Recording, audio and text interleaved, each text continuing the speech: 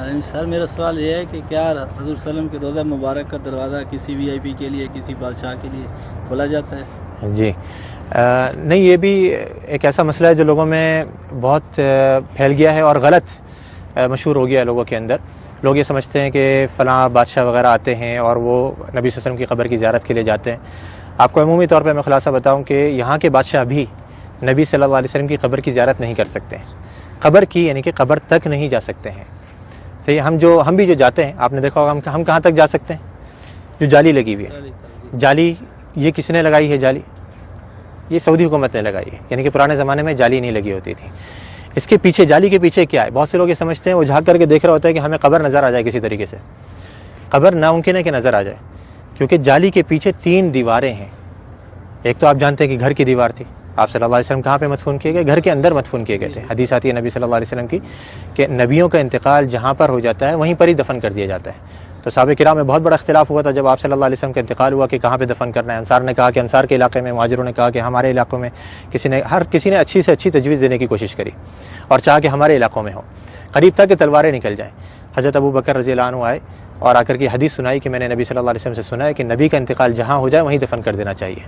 تو صحابہ کرام یہ تھے کہ جو ابھی جنگ چھڑنے والی تھی، فوراً تلواریں اپنے بند کر دی گئیں، اور ساری ہمارے درمیان میں بھی یہی ہونا چاہیے کہ جب حدیث آ جائے تو ہمارے درمیان کسی بھی قسم کا اختلاف ہو وہ فوراً ختم ہو جائے۔ تو آپ صلی اللہ علیہ وسلم کو دفن کیا گیا کہاں پر؟ دیکھا گیا کہ آپ کا انتقال ہوا ہے حضرت عائشہ کے گھر کے اندر۔ آپ صلی اللہ علیہ وسلم حضرت عائشہ کی گود میں سر رکھے ہوئے تھے، آپ بیماری کی حالت میں تھے، بہت زیادہ بخار کی تپش میں تھے، تو آپ صلی اللہ علیہ وسلم کو وہیں پر ہی مدفون کر دیا گیا جس جگہ پہ آپ کا انتقال ہوا۔ تو وہ جگہ کون سی تھی؟ گھر۔ اب گھر کی ظاہری بات ہے 4 دیواری تھی، 4 دیواری کے باہر کچھ عرصے کے بعد پرانے زمانے میں ہی ایک اور دیوار بنائی گئی جس کے 6 کونے تھے، 6 کونے، یعنی کہ عام طور پہ 4 کونے ہوتے ہیں نا گھر کے دیوار کے، اس کے 6 کونے بنائے گئے تھے۔ یہ 6 کونے کیوں بنائے گئے تھے؟ پیچھے کی طرف سے، قبلہ بھی اس طرف ہے، جنوب میں، مدینہ کا جنوب میں قبلہ ہے، گھر ادھر ہے، گھر کے پیچھے کا جو علاقہ ہے وہاں پہ تیکون بنایا گیا تھا، جو دیواریں ہیں وہ تیکون کر کے بنائی گئی تھی۔ کیوں تیکون بنائی گئی تھی؟ تاکہ کوئی شخص جب نماز پڑھے تو اس کی سیدھ نبی صلی اللہ علیہ وسلم کی قبر کی طرف نہیں ہو، ادھر کوئی نماز نہ پڑھ سکے، تاکہ آپ صلی اللہ علیہ وسلم کی قبر سامنے نہیں آئے نماز کے درمیان میں۔ کیونکہ نبی صلی اللہ علیہ وسلم کی حدیث یہاں پہ لکھی ہوئی، آپ نے بورڈ پہ پڑھی ہوگی کہ آپ صلی اللہ علیہ وسلم نے قبرستان میں یا قبر کی طرف رک کر کے نماز پڑھنے سے منع کیا ہے۔ تو وہاں پہ یہ دوسری دیوار بنائی گئی۔ اب 2 دیواریں بنی ہوئی ہیں، تیسری دیوار ان دونوں دیواروں کے درمیان میں بنائی گئی، اس کے باہر نہیں۔ 2 دیواریں بنی ہوئی ہیں، ان کے درمیان میں یہ تیسری دیوار بنائی گئی۔ تو اس دیوار کے اوپر یہ گنبد کھڑا ہوا ہے، اس دیوار یا اس کے ساتھ میں کچھ چھوٹے موٹے ستون سے ہیں، ان کے اوپر یہ گنبد کھڑا ہوا ہے۔ یعنی جیسے میں نے ابھی تھوڑی دیر پہلے ذکر کرا تھا کہ جو اندر گھر کی دیوار ہے وہ تو کچی ہے، اس کے اوپر گنبد نہیں بنایا جا سکتا ہے، تو گھر کے باہر کی دیوار پر یہ گنبد کھڑا کیا گیا۔ تو اب یہ 3 دیواریں ہیں، یہ 3 دیواروں کے اندر جو پہلی دیوار تھی، سب سے گھر کی جو دیوار تھی، اس کے اندر پہلے زمانے میں ایک کھڑکی تھی، ایک دروازہ تھا، اور اوپر ایک روشن دان تھا، روشن دان وہاں سے ہوا ہے۔ کھڑکی اور دروازہ جو پرانے زمانے میں بند کر دیا گیا تھا، رہ گیا تھا روشن دان، وہ بھی کچھ عرصے کے بعد اس ڈر سے کہیں کوئی پرندہ اندر گر کر کے مر نہ جائے اور اس کی بسان بدبو وغیرہ اندر پھیلے، وہ بھی بند کر دیا گیا بالکل۔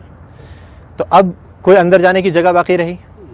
نہ دروازہ ہے، نہ روشن دان ہے، نہ کھڑکی ہے، تو بادشاہ بھی نہیں جا سکتے۔ ہاں اگر کوئی جن کو اللہ نے صلاحیت دی ہو کہ وہ دیوار پار کر کے اندر چلے جائے تو ممکن ہے، لیکن انسان نہیں جا سکتے۔ تو اب وہ جو لوگوں کو غلط فہمی ہوتی ہے وہ یوں ہوتی ہے، لوگ یہ سمجھتے ہیں کہ دیکھو ہمارے سامنے دروازہ کھولا گیا اور وہ بادشاہ صاحب یا فلاں وزیر اعظم جو اندر جا رہے ہیں، وہ جالی کا دروازہ کھولا گیا، وہ دیواروں کا دروازہ نہیں، وہ دیواروں کا دروازہ تو پیک ہے بالکل، اس کو یہاں کے بادشاہ بھی اندر نہیں جا سکتے۔ تو وہ جالی جو ابھی سعودی حکومت نے لگائی ہے وہ اس لیے لگائی ہے کہ پہلے زمانے میں لوگوں نے گھر کی دیوار سے برکت لینی شروع کر دی تھی، اس کو چوما چاٹی یا اسے مسا کرنا، اس کو چھونا، تو یہ غلط کام ہے۔ جیسے میں نے ابھی ذکر کرا کہ نبی صلی اللہ علیہ وسلم نے آثار کے تتبع سے منع کیا ہے، نبی صلی اللہ علیہ وسلم کے بتائی ہوئی شریعت کے مطابق ہم نے عمل کرنا ہے۔ آپ نے کیسے سلام کرنا ہے نبی صلی اللہ علیہ وسلم کے اوپر، آپ وہ سلام کریں گے آپ کو اجر ملے گا، ثواب ملے گا۔ آپ نے جو سلامتی کی دعا کرنی ہے حضرت ابوبکر صدیق کے لیے، عمر فاروق کے لیے، اس پر اجر ملے گا، سنت کے کاموں پر آپ کو اجر ملے گا۔ لیکن دیواروں کی چوما چاٹی کرنا، یا جس سے بہت سے لوگوں کو دیکھا جاتا ہے مسجد نبوی کے در و دیوار کو ابھی بھی وہ اپنے رومال اتار کر کے اس پہ پھیر رہے ہوتے ہیں کہ اس کے اندر برکت منتقل ہو جائے، یا کوئی احرام کا کپڑا لایا ہوا ہوتا ہے، یا کوئی ٹوپی اتار کر کے اس پہ پھیر رہا ہوتا ہے، یہ سب غلط کام ہے۔ تو یہ پرانے زمانے میں جب شروع ہوئے تو اس زمانے کے جو علماء کرام تھے، لوگ کہتے ہیں نا یہ وہابی، تم تو اس زمانے کی پیداوار ہو، ہمیں بیچارے ہم وہابی کہتے ہیں، ہم تو اپنے آپ کو وہابی نہیں کہتے۔ تو یہ جو وہابیوں کے عقیدے ہیں نا، جو ان کی نظر میں وہ پرانے زمانے سے چلے آ رہے ہیں، تو اس زمانے کے اندر یہ دوسری دیوار بنائی گئی, گھر کے باہر ایک اور دیوار بنائی گئی تاکہ لوگ گھر کی دیوار تک نہیں پہنچ سکیں. اب وہ کچھ عرصے تک نئی دیوار تھی, لوگوں کو معلوم رہا کہ بھائی یہ تو نئی دیوار ہے, کچھ نہیں کرنا یہاں پہ, لیکن آہستہ آہستہ پھر نئی نسلیں آتی رہیں, وہ سمجھے کہ یہ بھی گھر کی دیوار ہے, پھر علماء نے ایک اور دیوار بنوا دی. پھر آخر میں سعودی حکومت نے کہا کہ ہو سکتا ہے لوگوں کے ذہنوں میں یہ چیز رہے کہ دیواریں ہم بناتے رہیں گے تو سمجھیں گے گھر کی دیوار ہے, تو ہم جالی لگوا دیتے ہیں. انہوں نے جالی لگوائی, لیکن لوگوں نے پھر بھی نہیں چھوڑا, وہ جالی کو بھی چوما چاٹی کے لیے پھر آخرکار مجبوراً سعودی حکومت کو وہاں پہ پولیس والوں کو کھڑا کرنا پڑا یا حیا والوں کو کھڑا کرنا پڑا تاکہ وہ لوگوں کو سمجھائیں اور آرام سے بتائیں کہ بھئی یہ چیز غلط ہے.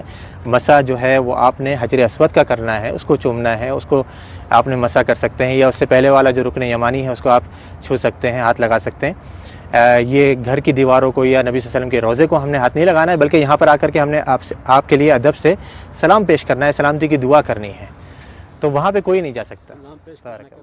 ویڈیو کے نیچے سبسکرائب کے بٹن پہ کلک کریں, بیل کے آئیکن پہ کلک کیجئے تاکہ ہر نئی ویڈیو کی نوٹیفیکیشن آپ کو مل جائے.